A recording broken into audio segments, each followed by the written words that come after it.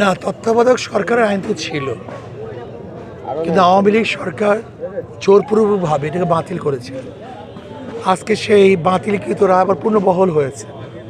এটা অবশ্যই জনগণ কল্যাণ এবং জনগণের ভবিষ্যৎ ভালো দেখছে।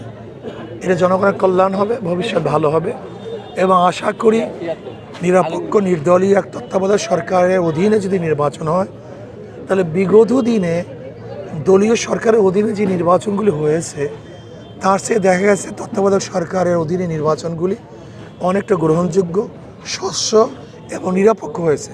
কাজে এই আইন প্রণয়নের মাধ্যমে জনগণ আশ্বস্ত হয়েছে এবং খুশি হয়েছে আমি মনে করি। এখন পর্যন্ত আসছি আলহামদুলিল্লাহ, ইসলামী সংগঠনগুলো ঐক্যবদ্ধভাবে একটা বাক্স দেওয়ার চেষ্টা করব। আমরা জোট না অ্যালায়েন্স করব, অর্থাৎ যেখানে ইসলামের পক্ষে যে বাক্স থাকবে অন্য কোনো বাক্স থাকবে না বলে এখন পর্যন্ত আমরা এই মুহূর্তে পর্যন্ত আশাবাদী। আশা করি ইনশাআল্লাহ আগামী নির্বাচন ইসলামের পরে একটা বাক্সই থাকবে।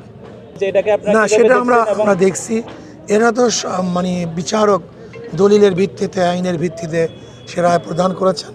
পরবর্তী বাংলাদেশের পরিস্থিতি এটা নিয়ন্ত্রণ করা এটা সরকারের দায়িত্ব, আইনশৃঙ্খলা বাহিনীর দায়িত্ব। কাজে আশা করি তারা সরকার এবং আইনশৃঙ্খলা বাহিনী জনগণ নিরাপত্তা প্রদান করবে ইনশাআল্লাহ এবং সক্ষম হবে। সবাইকে ধন্যবাদ।